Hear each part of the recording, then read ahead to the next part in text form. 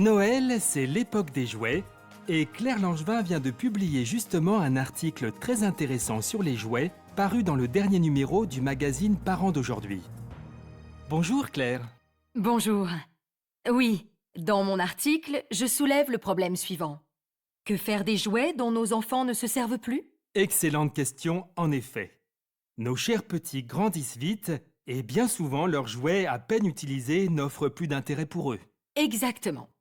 Ou bien ils envahissent l'espace, ou encore les parents les jettent, tout simplement. Ça, c'est plutôt nul comme attitude. Oui, c'est vrai. Et je considère qu'il est plus utile de donner aux jouets une seconde vie. Il faut que les parents aient tous un comportement responsable et qu'ils comprennent que, si ces jouets ne servent plus, ils peuvent faire le bonheur d'autres enfants. Alors Claire, quelles sont les solutions possibles? Je pense que le plus simple, c'est de se tourner vers les associations, comme le Secours populaire, qui collecte les jouets toute l'année. On peut peut-être aussi les donner à des hôpitaux pour enfants, non? Ah non, pour les hôpitaux, ça ne marche pas. Je suis certaine qu'ils ne prennent que les jouets neufs. Mais on peut aussi faire don des jouets usagés aux ludothèques, ces sortes de bibliothèques qui prêtent des jeux et des jouets. Il en existe forcément une près de chez vous. Ça m'étonnerait que tous les parents veuillent se séparer gratuitement de jouets qui souvent ont coûté très cher. Dans ce cas, on leur suggère de les revendre dans les brocantes, les vides-greniers, ou dans les bourses aux jouets qui se déroulent souvent dans les écoles ou sur les places des villes. Ah oui, bonne idée aussi. Il est vrai que d'une façon générale, nos sociétés consomment trop de jouets. Ce n'est pas votre avis? Je suis tout à fait d'accord avec vous. Il est essentiel que les parents soient éco-responsables, qu'ils achètent moins et mieux.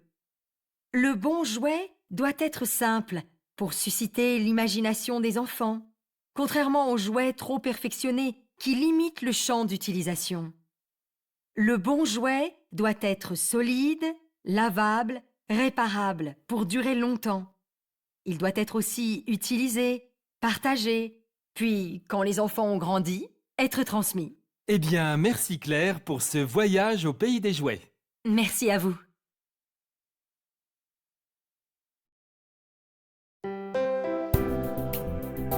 Dossier 8. Leçon 3. Activité 6.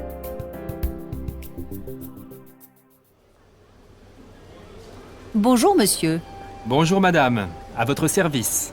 Monsieur, excusez-moi, mais qu'est-ce que c'est cette énorme sculpture en plein milieu de la gare? Ça a l'air d'une énorme pâte à gâteau ou je ne sais quoi. Cette pâte à gâteau, comme vous dites, c'est en fait un chewing-gum usagé, madame. Un chewing-gum géant? Ben ça, quelle drôle d'idée. Et un peu plus loin, vous pouvez voir une sculpture de même taille qui représente un mégot de cigarette. C'est de l'art contemporain sans doute. Non.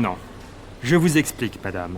La SNCF lance une campagne de sensibilisation pour lutter contre les incivilités. Ah d'accord, je commence à comprendre. Ces sculptures, ce sont des symboles, c'est ça?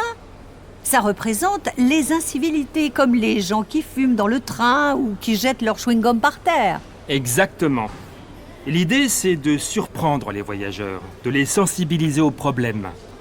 Et vous pourrez voir un peu plus loin des affiches qui donnent la liste complète de ces incivilités. Et ça va durer combien de temps, cette campagne? Ici à Marseille, c'est jusqu'au 30 avril. Puis l'opération va se poursuivre à Lyon en mai. Eh bien, je félicite la SNCF. C'est une excellente initiative et l'idée est vraiment originale. Un grand bravo. Merci madame. Au revoir.